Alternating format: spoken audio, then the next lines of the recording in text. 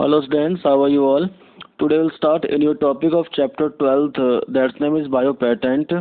You know very well, different kinds of genetically modified products and genetically modified organisms are produced by the help of genetic engineering. Okay, तो आप जाने कि the modification and use of living organisms for public services as a food and as a medicine. आपको पता है इस चीज़ का कि जो जेनेटिकली मॉडिफाइड ऑर्गेनिजम्स हैं और जेनेटिकली मॉडिफाइड प्रोडक्ट्स होते हैं, they are used for public services as a food and medicine. Okay, but you have to know that they create problems with patents granted. ठीक है, कि वो कुछ प्रॉब्लम क्रिएट कर रहे हैं विद पेटेंट ग्रांटेड. ठीक है, अब आपको जानना है कि what is the mean of your patent.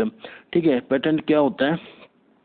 A patent is a right that is granted by government that permits the inventor, कि जो इन्वेंटर होता है बेटा, जिसने डिस्कवरी की होती है किसी प्रोडक्ट्स की. ठीक है, अब चाहे वो जेनेटिकली मॉडिफाइड ऑर्गेनिजम्स हैं या जेनेटिकली मॉडिफाइड प्रोडक्ट्स है. ठीक है, तो जो गवर्नमेंट है बेटा उस इन्वेंटर को परमिशन देती है टू एक्सक्लूड. एक्सक्लूड मीन्स क्या होता है? बाहर निकालना. अदर्स फ्रॉम मेकिंग, सेलिंग और यूजिंग द इन्वेंशन, कि जिस प्रोडक्ट्स की डिस्कवरी की गई है, ठीक है, तो उसको कोई दूसरे लोग यूज ना करें. ठीक है, ना तो उसको बनाएं, ना उसको सेल करें और ना उसको यूज करें. ठीक है, for a period of A time, एक टाइम पीरियड होता है तब तक. ठीक है, तो यानी कि हम कह सकते हैं कि जो पेटेंट मिलता है एक इन्वेंटर को, ठीक है, इन्वेंटर ही उस इन्वेंशन को, उस प्रोडक्ट को जो उसने बनाया है उसको बना सकता है, उसको सेल कर सकता है और उसको यूज कर सकता है. ठीक है, तो यानी कि अब कहने का मतलब ये सिंपली कि जो इन्वेंटर्स होते हैं, डिस्कवरर, ठीक है, जो जिस चीज़ की वो डिस्कवरी करते हैं उसके लिए उनको पेटेंट मिलता है. ठीक है, उस प्रोडक्ट के लिए.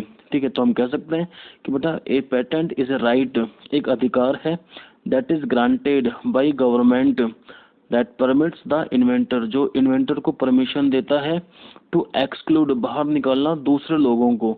ठीक है, जो उस प्रोडक्ट्स को बना रहे हैं, सेल कर रहे हैं और यूज कर रहे हैं. ठीक है, समझ रहे हैं? For a period of A time. अब क्या होता है बेटा कि patterns can be categorised into 4 types. Utility, utility means होता है मतलब उसका यूज है ना, लाभ. डिजाइन, डिजाइन मीन्स हम बात करेंगे किसी का मतलब जैसे किसी चीज को बनाना. प्लांट, प्लांट मीन्स है मशीन. ठीक है, और नोवेल्टी मतलब कोई नई डिस्कवरी करना. ठीक है, तो क्या है बेटा, utility patent is generally granted for 20 years. ठीक है, कि जो यूटिलिटी पेटेंट होता है उसको गवर्नमेंट 20 ईयर्स के लिए ग्रांट करती है. ठीक है, from the date the patent application, कि जिस दिन पेटेंट एप्लीकेशन जमा करवाया जाता है ऑफिस के अंदर, तब से लेकर 20 सालों तक. ठीक है, उस इन्वेंशन के लिए, उस इन्वेंशन के लिए इन्वेंटर को, ठीक है, 20 ईयर्स का टाइम मिलता है. ठीक है, कि मतलब वो अब उस प्रोडक्ट को पेटेंट करवा चुका है. ठीक है, अपने प्रोडक्ट को.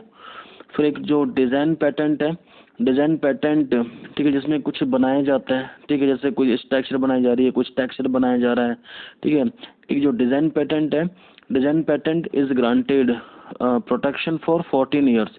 वो 14 ईयर्स के बाद रिन्यू कराना पड़ता है. ठीक है, 14 ईयर्स तक मिलता है इन्वेंटर को. ठीक है, और फिर एक जो प्लांट पेटेंट है, ठीक है, it is also granted protection for 14 years. ठीक है, कि जो प्लांट पेटेंट है वो भी 14 साल के लिए मिलता है. ठीक है, फिर क्या हो रहा है बेटा कि जो एंगर्ड पीपल हैं, ठीक है, जो गुस्से में हुए लोग हैं, एंगर्ड पीपल इज क्वेश्चनाइजिंग, ठीक है, वो पूछताछ कर रहे हैं that certain companies granted patent for products and technologies which are grown, identified and used by farmers and indigenous people, जो वहाँ के स्वदेशी लोग हैं, related to a specific regions और country. यानी कि कुछ जो कंपनी है, ठीक है, कुछ कंपनी जो है बेटा विदाउट टेकिंग लीगल परमिशन, ठीक है, किसी दूसरे देश के या दूसरे लोगों के प्रोडक्ट्स को, उनकी टेक्निक्स को यूज कर रही है, अपना नाम दे रही है. ठीक है, मतलब खुद पेटेंट करवा रही है. ठीक है, तो उसके लिए एग्जांपल आपको दूंगा मैं राइस का. ठीक है, rice is an important food grain. ठीक है, rice is being used since thousands of years in Asia's agriculture history. ठीक है, there are an estimated 2 lakh varieties of rice in India. ठीक है, बहुत सारी वैरायटीज हैं और राइस की इंडिया के अंदर बेटा कुछ ब्रोकन राइस हैं, कुछ ब्राउन राइस हैं, कुछ वाइट राइस हैं, ठीक है, कुछ ब्लैक राइस हैं, ठीक है, तो कुछ जैस्मिन राइस हैं, काफ़ी वैरायटीज़ हैं मतलब राइस की, ठीक है। अब जो राइस का जिक्र है बेटा, there is a reference to basmati in ancient text, folklore and poetry, जो लोक साहित्य है, ठीक है, जो प्राचीन ग्रंथ हैं, ठीक है, पुराने जो मतलब है ना जो ग्रंथ हैं उनके अंदर कुछ पोइट्री भी ऐसी हैं जिनके अंदर जिक्र किया गया है राइस का, बासमती राइस का। अब आपको पता है बेटा कि जो बासमती राइस है वो भी एक स्पेशल वैरायटी है राइस की, ठीक है। अब जैसे मैंने आपको बताया है कि 2 लाख वैरायटीज जब राइस की हैं, तो जो बासमती राइस होते हैं ना, ठीक है, basmati rice is unique for its aroma and flavour, उनकी एक अच्छी सुगंध है और एक अच्छा टेस्ट है, उनसे वो अलग से पहचाने जाते हैं बासमती राइस, ठीक है। तो अब क्या मैंने बताया जस्ट आपको भी कि जो बासमती राइस है बेटा उनका जिक्र किया हुआ है एंशिएंट टेक्स्ट के अंदर, ठीक है, लोक साहित्य के अंदर और कुछ पोइट्रीज के अंदर, ठीक है, कि it has been grown for centuries, कि बहुत लंबे टाइम से वो उगाया जा रहा है बेटा इंडिया के अंदर, ठीक है। और तो वो बासमती जो राइस है उनकी 27 वैरायटीज हैं, ठीक है, आर कल्टिवेटेड इन इंडिया, कि इंडिया के अंदर 27 वैरायटीज उगाई जाती हैं बासमती राइस की, ठीक है। अब क्या हुआ बेटा कि उस समय जो फार्मर्स थे, ठीक है, इंडियन फार्मर्स, उनको इतनी नॉलेज तो थी नहीं पैटर्न के बारे में कि जो जिस चीज़ की वो डिस्कवरी की उन्होंने, ठीक है, या फिर जो जिस देश की मतलब उपज है बासमती राइस तो उसको पेटेंट करवा लें, इतनी नॉलेज तो उनको थी नहीं, ठीक है। तो इसमें क्या हुआ फिर कि 1997 an American company got patent rights for basmati rice, ठीक है, जो अमेरिकन कंपनी थी बेटा उसने बासमती राइस के ऊपर पेटेंट ले लिया through the US patent and trademark office, ठीक है, and was allowed to sell a new variety in US and abroad, ठीक है। और फिर क्या किया बेटा, एक नई वैरायटी बना दी थी, ठीक है, बासमती राइस की, और उसको यूएस और अब्रॉड में बेचना शुरू कर दिया था, ठीक है। अब क्या था बेटा कि जो न्यू वैरायटी बनाई थी बासमती राइस की, ठीक है, अमेरिका ने, तो उसमें क्या किया था बेटा उन्होंने, एक तो इंडियन बासमती राइस की वैरायटी ले दी, ठीक है, उस इंडियन बासमती राइस की वैरायटी को क्रॉस करवाया था साथ किसके, semi dwarf varieties of rice, ठीक है। जब जैसे इंडियन बासमती राइस की है ना जेनेटिक मटेरियल वो मिक्स कर दिया साथ किसके, semi dwarf varieties of rice, तो फिर उससे एक न्यू वैरायटी बनी थी, नोवेल्टी नोवेल्टी नोवेल्टी मीन्स होता है न्यू, है ना, न्यू वैरायटी ऑफ राइस, ठीक है। तो हम देखें कि this new variety of basmati was derived from Indian farmers variety, ठीक है, कि जो इंडियन फार्मर्स की वैरायटी इंडियन बासमती और उनकी सेमी ड्वार्फ वैराइटीज क्रॉस करके न्यू वैरायटी बना दी, ठीक है। अब इस न्यू वैरायटी ऑफ राइस को उन्होंने बेचा, ठीक है, यूएसए के अंदर और अब्रॉड के अंदर, ठीक है। अब क्या है कि जो उन्होंने पेटेंट करवा लिया ना इस चीज़ को बेटा, पेटेंट करवाने के बाद, ठीक है, अब क्या है कि जो अब इंडियन जो लोग हैं, ठीक है, वो बासमती राइस को इंटरनेशनल मार्केट में सेल नहीं कर सकते, ठीक है, विदाउट टेकिंग परमिशन।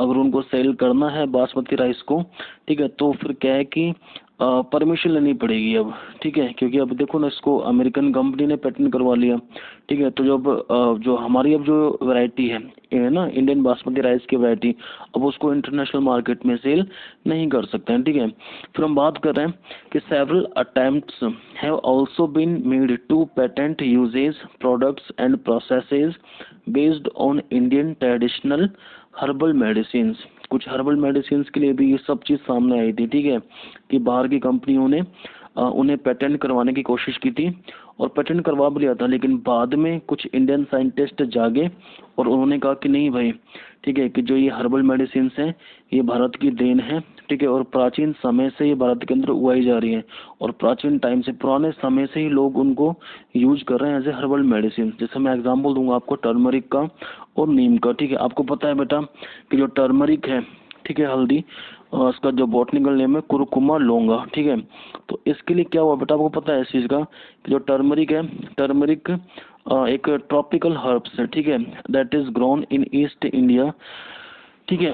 और जो अब टर्मरिक है it is used as a herbal medicine, ठीक है, to treat different different kinds of disease, एक एंटीऑक्सीडेंट है बेटा, ये एंटी पैरासाइट होती है, ठीक है, अल्सर को दूर करती है, ये पेन को दूर करती है, ठीक है, ब्लड प्यूरीफायर होती है ये, ठीक है, वाउंड हीलिंग प्रॉपर्टी भी इसके अंदर होती है, ठीक है। तो उसमें क्या था बेटा कि 1995 के अंदर यूनाइटेड स्टेट ठीक है। और हम कह सकते हैं कि उसने फिर क्या किया था बेटा कि अवार्ड किया था, awarded patent on turmeric to University of Mississippi Medical Center for wound healing property. ठीक है, पहले तो उसने क्या किया था बेटा, जो यूएस से था उसने कोशिश की थी पेटेंट करने की टर्मरिक को। ठीक है, लेकिन जो इंडियन साइंटिस्ट थे उन्होंने ऑब्जेक्शन उठाया इस चीज़ के ऊपर कि नहीं भाई, जो टर्मरिक है, जो टर्मरिक जो हर्बल मेडिसिन है वो भारत की देन है, वो भारत का प्रोडक्ट है। ठीक है, तो हम कह सकते हैं कि India wins battle with USA over turmeric patent, कि इंडिया ने अगर जो लड़ाई लड़ी यूएसए के साथ तो इंडिया जीती इस चीज़ में। ठीक है, ऐसे ही फिर हम बात कर रहे हैं नीम की। ठीक है, कि जो नीम है तो neem patent became the first case to challenge European and US patent. ठीक है, तो उन्होंने भी, जो इंडियन साइंटिस्ट है उन्होंने चैलेंज किया यूरोपियन एंड यूएस पेटेंट के लिए। ठीक है, कि भाई जो नीम है वो भी भारत की देन है। ठीक है, और नीम को भी लोग यूज करते हैं एज ए हर्बल मेडिसिन। पता है आपको इस चीज़ का कि जो नीम है बेटा, it is used to treat skin ulcer हो गया बेटा, लिवर प्रॉब्लम्स हो गई हैं, डायबिटीज़ हो गया, हार्ट एंड मतलब जो कार्डियोवास्कुलर जो डिजीज होती हैं उनको यूज करने में भी नीम को यूज में किया जाता है। ठीक है, तो मतलब टर्मरिक और नीम, ठीक है, इसको भी पेटेंट बाहर की कंपनियां करवा रही थी, लेकिन अगर भारत नहीं जागता इसके लिए, ठीक है, तो वो फिर भारत को भी पेटेंट नहीं मिलता ना टर्मरिक और नीम के लिए। तो ये भी आप समझे इस चीज़ को। ठीक है, लेकिन अभी तो आपको अब ये समझना है कि टर्मरिक और नीम को जो पेटेंट है वो भारत को मिल चुका है। ठीक है, फिर बात है और रिच लेगेसी। ठीक है, जो विरासत है हमारी, और rich legacy will be reduced by other countries individuals if we do not pay attention. अगर हम लोग नहीं जागे, if you do not pay attention on these patent applications. ठीक है, अगर हम नहीं जागते हैं बेटा अपने किसी प्रोडक्ट के लिए, इंडियन प्रोडक्ट के लिए, ठीक है, तो जो बाहर की जो दूसरी कंपनियां हैं वो उनके ऊपर पेटेंट कर लेंगी। समझ रहे हैं आप इस चीज़ को।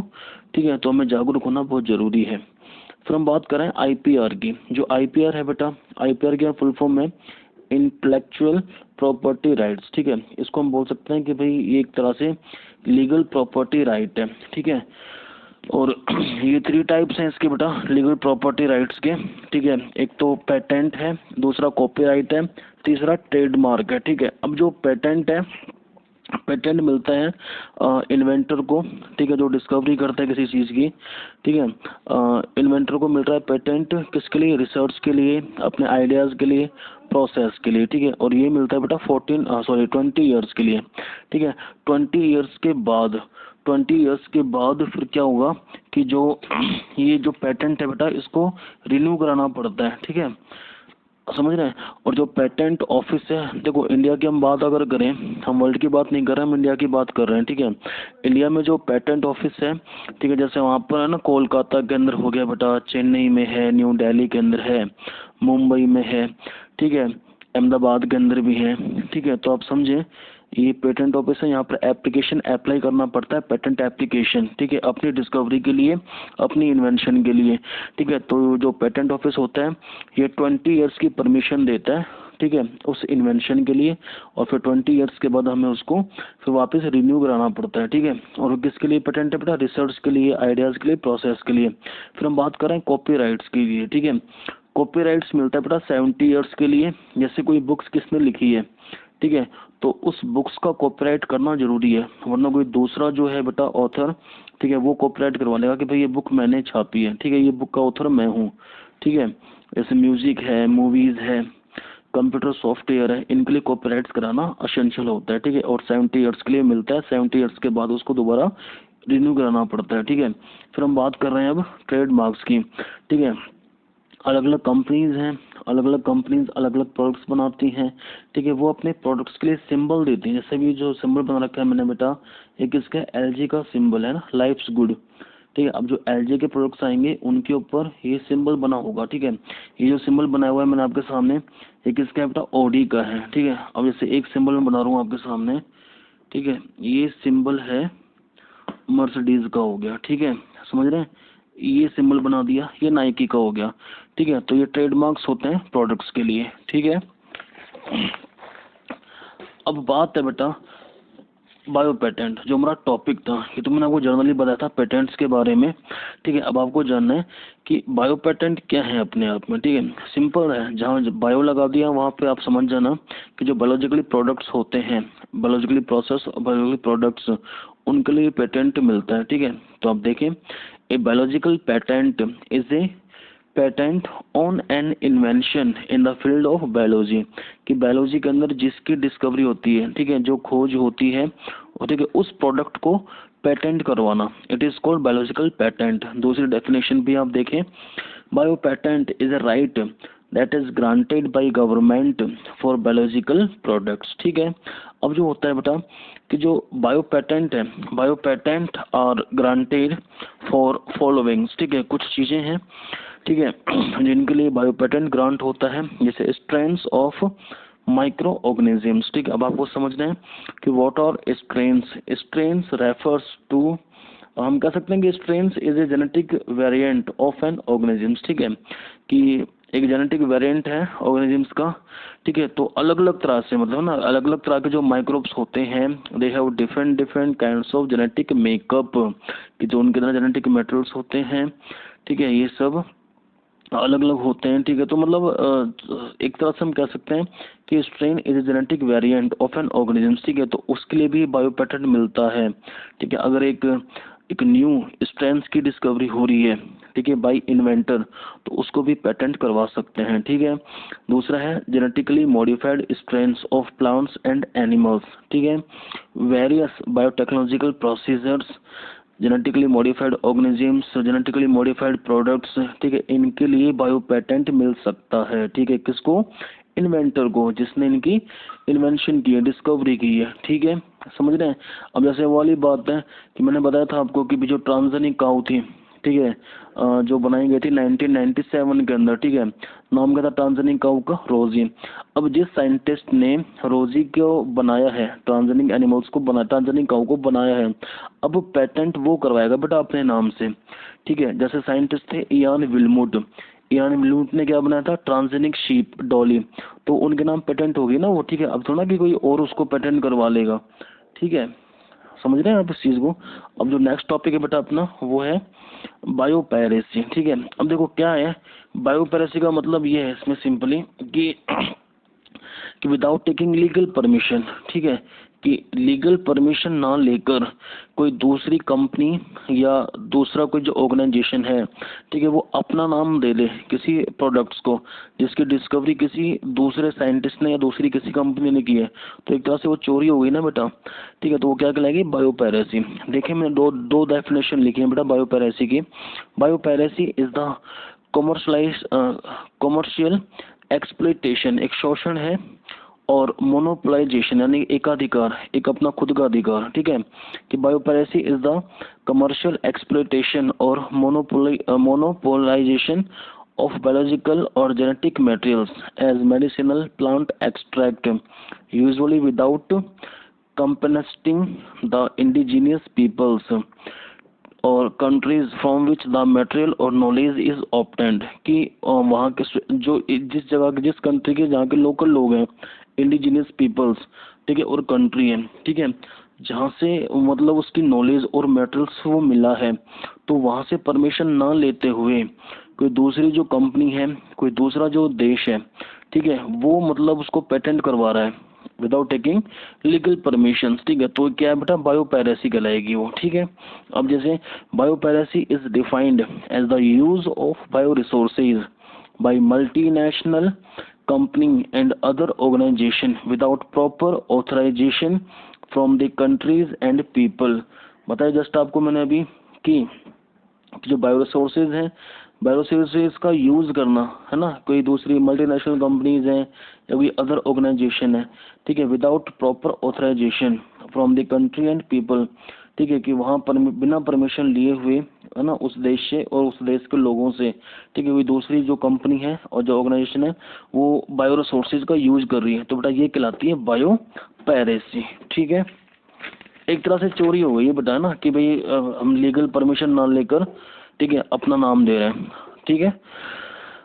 फिर यस बेटा, most of the industrialized nations are rich, ठीक है, financially but poor in biodiversity and traditional knowledge, कि कुछ जो नेशंस हैं बेटा, इंडस्ट्रियलाइज नेशंस, जहाँ पर बहुत सारी इंडस्ट्रीज हैं, वो वैसे तो रिच हैं, फाइनेंशियली रिच हैं बेटा वो, but poor in biodiversity and traditional knowledge.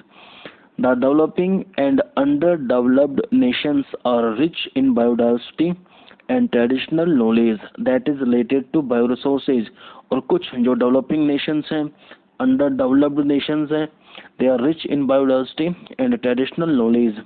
ठीक है, जो किस रिलेटेड है बेटा, बायोरिसोर्सेज से. ठीक है, फिर इसमें यह है कि some nations are developing laws to prevent such unauthorised exploitation, कि जो शोषण हो रहा है, ठीक है, कि भाई उस देश के जो प्रोडक्ट हैं, ठीक है, जो बायोलॉजिकल प्रोडक्ट्स हैं, उनको कोई दूसरा देश यूज कर रहा है या अपना नाम दे रहा है, अपनी कंपनी का नाम दे रहा है, ठीक है, अपनी ऑर्गेनाइजेशन का नाम दे रहा है, तो उसको ध्यान में रखते हुए बेटा, ठीक है, क्या हुआ कि कुछ जो नेशंस थे, some nations are developing laws to prevent such unauthorised exploitation of their bioresources and traditional knowledge, कि जो उस देश की जो खुद की जो उनकी नॉलेज है अपने प्रोडक्ट्स के लिए, ठीक है, उनको बचाने के लिए कुछ लॉज बनाए गए थे बेटा. ठीक है, कुछ लॉज बनाए गए थे, ठीक है, to prevent such unauthorized exploitations. ठीक है, समझे.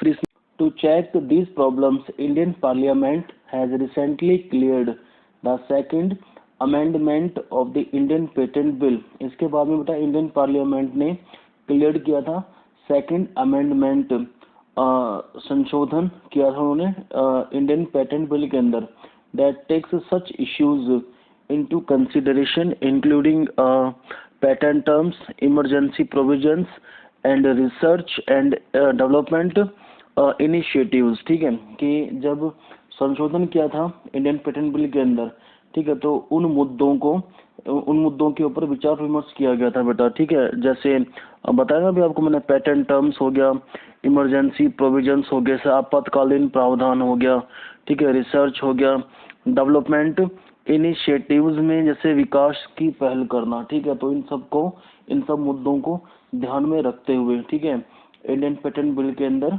कह सकते हैं द्वितीय संशोधन किया गया था, है ना, सेकंड अमेंडमेंट किया गया था. ठीक है, ये अब चैप्टर बेटा अपना कंप्लीट हो चुका है.